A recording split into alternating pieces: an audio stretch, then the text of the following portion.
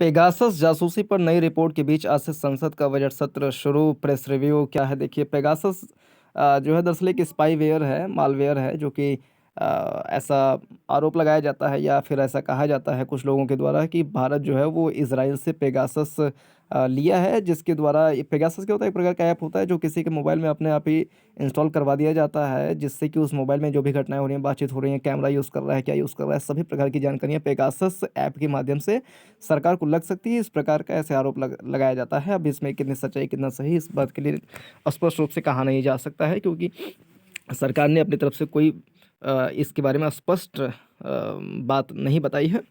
खैर, पेगासस जासूसी पर नई रिपोर्ट के बीच क्या है, संसद में बजट सत्र शुरू हो गया है। आज से संसद का बजट सत्र शुरू हो रहा है। पेगासस जासूसी मामले में न्यूयॉर्क टाइम्स की नई रिपोर्ट संसद के बजट सत्र में नया तूफान ला सकती है। विपक्षी पार्टियां संसद में नरेंद्र मोदी सरकार को घेरने की तैयारी में है।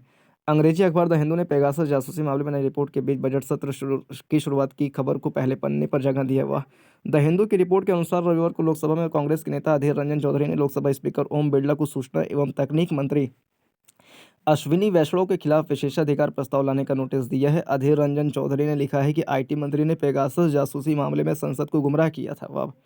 चौधरी ने न्यूयॉर्क टाइम्स की रिपोर्ट का हवाला देते हुए लिखा है कि मोदी सरकार ने जुलाई 2017 में इजरायली समूह एनएसओ से पेगासस जासूसी सॉफ्टवेयर खरीदा था, जिससे पिछले साल जुलाई में पेगासस मुद्दे पर आईटी मंत्री ने संसद में कहा था कि कोई भी अनाधिकृत निगरानी नहीं हो सकती है। सोमवार को बजट सत्र की औपचारिक अनाधिकृत निगरानी यानी कि इलीगल किसी के ऊपर जासूसी करना, ये प्राइवेसी का उल्लंघन होता है, जो कि पुट्टास्वामी मामले 2017 में सुप्रीम कोर्ट ने राइट टू प्राइवेसी को एक मूल अधिकार के रूप में भी घोषित किया था। हालांकि अभी ओमाइक्रॉन की लहर के कारण सांसद दोनों सदनों के चैम्बरों में बैठेंगे। लोकसभा और राज्यसभा की कार्यवाही दो पालियों में चलेगी। बजट सत्र का पहला चरण 31 जनवरी से 11 फरवरी तक चलेगा। गांधी जी लगे। इसमें अलग अलग विभागों में बजट आवंटन पर बात होगी। इसके बाद बजट सत्र शुरू होगा। दूसरा चरण 14 मार्च से 8 अप्रैल तक चलेगा। आज यानी सोमवार को वित्त मंत्री निर्मला सीतारमण 2021-22 का आर्थिक सर्वेक्षण पेश करेंगी। इकोनॉमिक सर्वे इसको बोला जाता है। तो पहले आर्थिक सर्वेक्षण पेश किया जाता है, उसके बाद आगे का प्रोसेस चलता है और मंगलवार को आम बजट पेश होगा। इसके बाद सदन के दोनों सदनों में राष्ट्रपति के अभिभाषण को लेकर धन्यवाद प्रस्ताव पर चर्चा शुरू होगा। राष्ट्रपति जो है हर साल की शुरुआत के पहले दिन में और कि एक अभिभाषण देते हैं, जिसको बोला जाता है राष्ट्रपति का अभिभाषण। फिर धन्यवाद प्रस्ताव आता है, संसद उसको पास करती है। सचिवालय की ओर से जारी किए गए बयान के अनुसार सरकार ने 2, 3, 4 और 7 फरवरी के लिए धन्यवाद प्रस्ताव पर चर्चा के लिए तय रखे। इसके बाद प्रधानमंत्री धन्यवाद प्रस्ताव पर अपना जवाब देंगे। राज्यसभा में भी लोकसभा के साथ। अच्छा, धन्यवाद प्रस्ताव पर जवाब कौन देता है? तो प्रधानमंत्री देते हैं। अभिभाषण कौन करता है? राष्ट्रपति करते हैं। यानी संसद के पहले सत्र का पहला अभिभाषण और हर साल के पहला सत्र का जो पहला अभिभाषण होता है वो राष्ट्रपति के द्वारा किया जाता है। ये संविधान में इसका उल्लेख भी है इस बात का। दोनों सदनों की कार्यवाही सुचारू और शांति से चले, इसके लिए राज्यसभा के सभापति एम वेंकैया नायडू और संसदीय कार्य मंत्री प्रहलाद जोशी ने अलग अलग बैठक तय की हैं। लोकसभा अध्यक्ष ओम बिरला भी लोकसभा बिजनेस एडवाइजरी कमेटी से हफ्ते भर के एजेंडे पर बात करेंगे।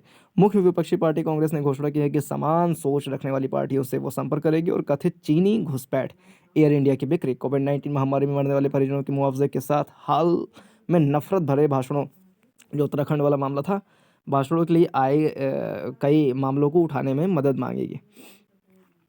तो पिछला मानसून सत्र पेगासस जासूसी मामले की वजह से ठप रहा था। किसके?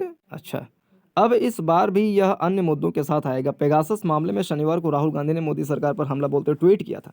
अपने ट्वीट में राहुल गांधी ने लिखा था, मोदी सरकार ने हमारे लोकतंत्र की प्राथमिक संस्थाओं, देखिए कितना बढ़िया शब्द का प्रयोग किया है श्रीमान राहुल गांधी जी ने, कि हमारे लोकतंत्र की प्राथमिक संस्थाओं, राजनेताओं और जनता की जासूसी करने के लिए, फिर से, हमारे लोकतंत्र की प्राथमिक संस्थाओं जैसे कि सुप्रीम कोर्ट, संसद, ये क्या लोकतंत्र की संस्थाएं कहलाती हैं जो लोकतंत्र को स्थापित करने में अपनी महत्वपूर्ण भूमिका निभाती हैं, जैसे कि जुडिशरी हो गया, लेजिस्लेचर हो गया या चुनाव आयोग हो गया। इस प्रकार की प्राथमिक संस्थाएं होती हैं जो लोकतंत्र को मजबूत करने में अपनी योगदान देती हैं। तो प्राथमिक संस्थाओं, राजनेताओं और जनता की जासूसी करने के लिए पेगासस खरीदा था। अच्छा, फोन टैप करके सत्ता पक्ष, विपक्ष, सेना, न्यायपालिका सबको निशाना बनाया है। ये देशद्रोह है। मोदी सरकार ने देशद्रोह किया है। ये मैं नहीं कर, राहुल गांधी जी। मनमोहन सिंह सरकार में वित्त मंत्री रहे और कांग्रेस के वरिष्ठ नेता पी चिदंबरम ने पेगासस मामले पर ट्वीट कर कहा है, पीएम ने कहा है कि भारत इजराइल संबंधों में नए लक्ष्य निर्धारित करने का यह सबसे अच्छा समय है। बेशक यह इजराइल से पूछने का सबसे अच्छा समय है कि क्या उनके पास पेगासस स्पाईवेयर का कोई उन्नत संस्करण है। आखिरी डील $2 अरब में हुई थी। भारत इस बार बेहतर कर सकता है, मगर अगर हमें 2024 के चुनावों से पहले और अधिक उन्नत स्पाईवेयर मिलते हैं तो हम उन्हें $4 अरब भी दे सकते हैं। क्या है? पी चिदंबरम ने अगले ट्वीट में कहा है कि मंत्री वीके सिंह ने न्यूयॉर्क टाइम्स की सुपारी मीडिया, अरे सुपारी मीडिया कहा है। वीके सिंह गाजियाबाद में अ, गाजियाबाद के सांसद हैं, वहाँ से सांसद हैं। वीके सिंह उन लोगों में शामिल नहीं थे जो भारतीय मीडिया को प्रोस्टिट्यूट्स बुलाते थे। प्रोस्टिट्यूट्स समझ रहे होंगे इसका मीनिंग। मुझे आश्चर्य होगा अगर उन्होंने कभी न्यूयॉर्क टाइम्स या वॉशिंगटन पोस्ट जैसे समाचार पत्र पढ़े हों। मुझे संदेह है कि क्या वे टारगेट, अब देखिए इससे कोई मतलब नहीं है, यूपीएससी से रिलेटेड चीज़ें नहीं। 10 मार्च के बाद फिर बिल में घुस जाएंगे तमंचाधारी योगी। योगी जी कुछ बात कह रहे हैं इसमें। योगी आदित्यनाथ ने कहा कि राष्ट्रवाद और सुरक्षा के साथ देश आगे बढ़ रहा है। उन्होंने कहा कि अलीगढ़ में डिफेंस कॉरिडोर बन रहा है। क्या डिफेंस कॉरिडोर कहाँ बन रहा है? तो अलीगढ़ में। योगी ने कहा कि यहाँ की तोप से बुलंदशह के युवा सीमा पर गोले दागेंगे तो पाकिस्तानी सैनिक भाग खड़े होंगे। गजब। योगी ने हापुड़ के पिलखुआ में, यूपी का सबसे छोटा जिला कौन सा है? पिलखुआ, ओ सॉरी हापुड़। यूपी का सबसे बड़ा जिला कौन सा है एरिया वाइज? तो लखीमपुर खीरी। यूपी का सबसे उत्तरी जिला कौन सा है? तो सहारनपुर है। यूपी का सबसे दक्षिणी जिला कौन सा है? तो सोनभद्र है। सबसे पूर्वी जिला कौन सा है? तो बलिया है। सबसे सबसे सॉरी पूर्वी जिला कौन सा? बलिया। सबसे पश्चिमी जिला कौन सा है? तो शामली। तो इस प्रकार से सबसे ज़्यादा जनसंख्या घनत्व वाला जिला कौन सा है यूपी का? तो गाजियाबाद है। सबसे ज़्यादा जनसंख्या कहाँ पर? तो प्रयागराज में है। यूपी का क्षेत्रफल कितना है? तो 1,41,000 वर्ग किलोमीटर है। यूपी का राष्ट्रीय पक्षी कौन सा, राजकीय पक्षी कौन सा है? तो सारस है। राजकीय ये जंतु कौन सा है? तो स्टैग है, बारहसिंगा। राजकीय वृक्ष कौन सा है? तो अशोक है।